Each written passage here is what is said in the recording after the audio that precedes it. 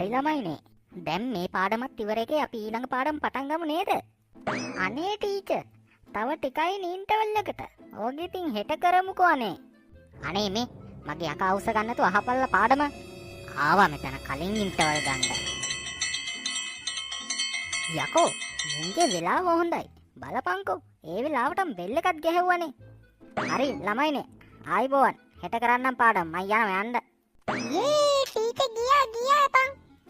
මේ කමු බං පුදුම බඩගින්නේ හිටියේ. ආපෝ උඹත් මහ පෙරේතෙක් වුණානේ. හරි බං. ඔය කීවෙල නවත්තලා කමුකෝ බං.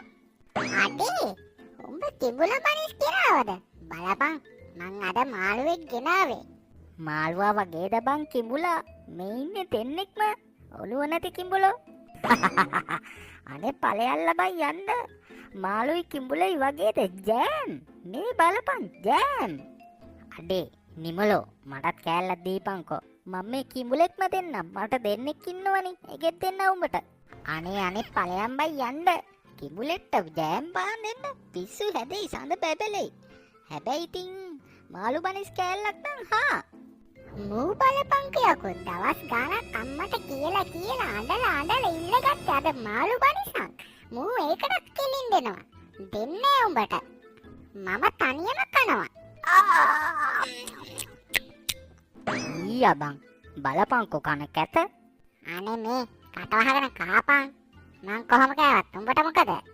අයියේ කොත්තු කෑල්ලක් දෙන්නද?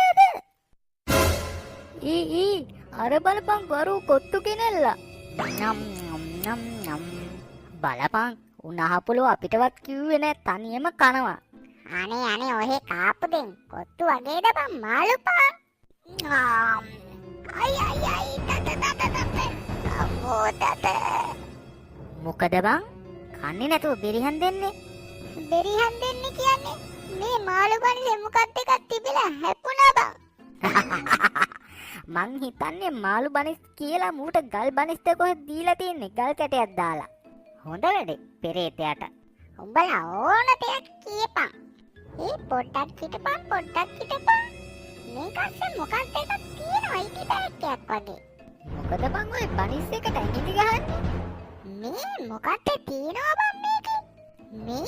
මේ මොකක්ද බං මේ බනිස් එක ඇතුලේ තිබ්බේ? අයියේ බනිස් එක ඇතුලේ ගංජා පැකට්ටයක් නේද? ගංජා? මේ කොහොමද බං මේක අස්සට ආවේ? ඇත්ත කියපන්. ඔබ බිස්නස් කරන්නේ